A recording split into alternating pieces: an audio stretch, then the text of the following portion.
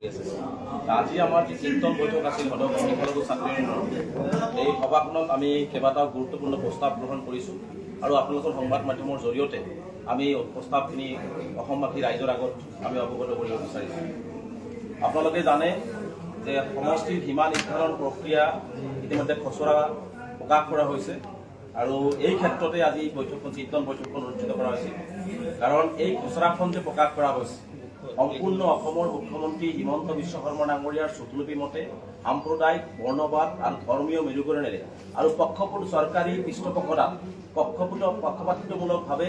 এই খচৰাখন প্ৰস্তুত কৰা হৈছে। আজিৰ সভাই সৰ্বসন্মতিক্ৰমে এই খচৰাখনৰ আমি তীব্ৰ বিৰোধিতা কৰিছোঁ। কাৰণ আমি কেতিয়াও সাম্প্ৰদায়িক ধৰ্মীয় মেৰুকৰণ আৰু বৰ্ণবাদৰ ৰাজনীতি বা বৰ্ণবাদ আমি অসমত নিবিচাৰোঁ। যাৰ কাৰণে আমি সকলোৱে ঐক্যবদ্ধভাৱে যাতে অসমখনৰ এই গণতান্ত্ৰিক প্ৰচেছটোত যাতে সকলোৱে অংশগ্ৰহণ কৰি একেলগে ঐক্যবদ্ধভাৱে থাকিব পাৰে তাৰ কাৰণে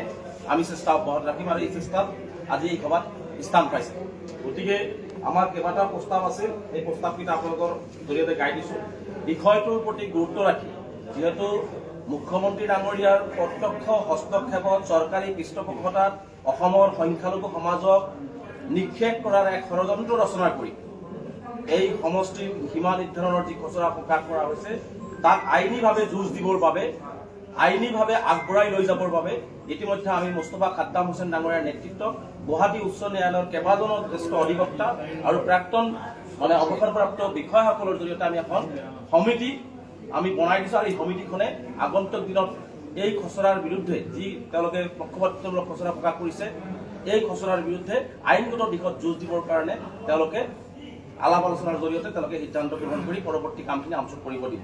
দ্বিতীয়টো কাৰ্যসূচী হৈছে যে চৰকাৰৰ এই পক্ষপাতিত্বমূলক আচৰণ নিৰ্বাচন আয়োগে চৰকাৰী কথামতে উঠা বহা কৰি যি কাম কাজ আৰম্ভ কৰিছে ইয়াৰ প্ৰতিবাদত ৫ লক্ষাধিক মানুহৰ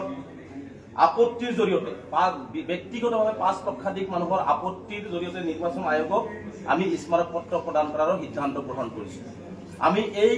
স্মাৰকপত্ৰ প্ৰদান কৰাৰ ক্ষেত্ৰত সমগ্ৰ ৰাজ্যজুৰি ৰাইজৰ মাজত সজাগতা সৃষ্টিৰ বাবে প্ৰতিবাদী গণতান্ত্ৰিক আন্দোলন জিলাই জিলাই সমষ্টিয়ে ব্যাপকভাৱে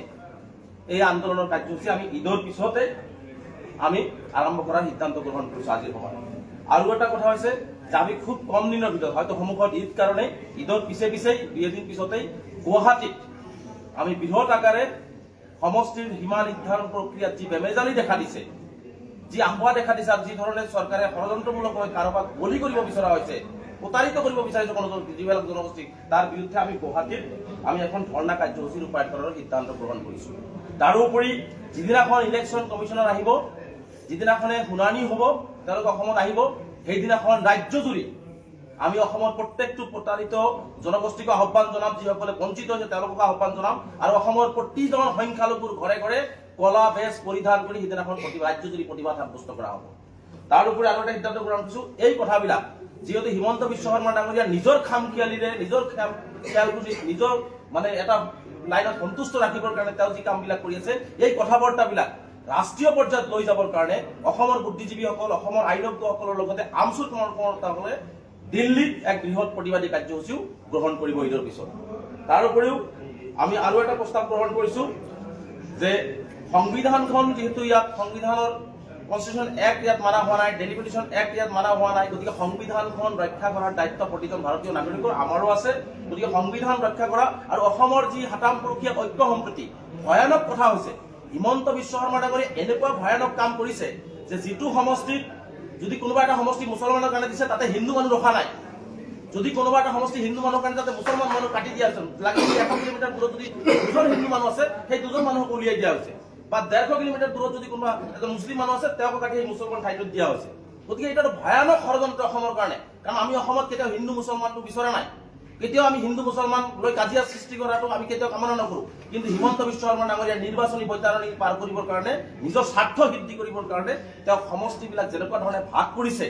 আৰু যেনেকুৱা ধৰণে মানুহক বণ্টন কৰিছে এই বণ্টনে কিন্তু অসমৰ কাৰণে কিন্তু অহনি সংকেত কঢ়িয়াই আনিব। কাৰণ যি মানুহে যদি কোনোবা হিন্দু বসতিপূৰ্ণ সমষ্টি হয় তাতে তেওঁৰ মতে বক্তব্য দিব, যদি কোনোবা মুছলমান বসতিপূৰ্ণ সমষ্টি হয় তেওঁৰ মতে বক্তব্য দিব, আৰু এইবোৰ কৰিব যাওঁতে কিন্তু সাতামপুৰুষীয়া সেই শংকৰদেৱ আজান ফকীৰৰ অসমখন কিন্তু থানবান হৈ যাব আৰু ভয়ংকৰ পৰিৱেশ কিন্তু অসমত গঢ়িবৰ কাৰণে আজি হিমন্ত বিশ্ব শৰ্মা চৰকাৰখনে কৰি আছে। গতিকে এই কথাবিলাক ৰক্ষা কৰিবৰ কাৰণে বিভিন্ন জাতি জনগোষ্ঠীৰ সংগঠনৰ লগতো আমচুৱে হওক আমাৰ চিভিল ছ'চাইটিয়ে হওক সকলোৱে এটা বৈঠক অনুষ্ঠিত কৰাৰ কাৰণে আজি এটা প্ৰস্তাৱ গ্ৰহণ কৰা হৈছে। লগতে বিভিন্ন অসমৰ প্ৰগতিশীল বিভিন্ন জনগোষ্ঠীৰ বিশেষ বিশেষ ব্যক্তিসকলক আমি নিমন্ত্ৰণ জনাম যে অসমখন ৰক্ষা কৰিবৰ কাৰণে সংবিধানখন ৰক্ষা কৰিবৰ কাৰণে আৰু অসমখনক যাতে আমি একেলগে ঐক্যবদ্ধভাৱে চলিব পাৰোঁ তাৰ কাৰণে পৰামৰ্শ গ্ৰহণ কৰিবৰ কাৰণেও আমি প্ৰগতিশীল অসমৰ বিভিন্ন জনগোষ্ঠীৰ বিশেষ ব্যক্তিসকলক লৈ আমি বৈঠক অনুষ্ঠিত কৰিম।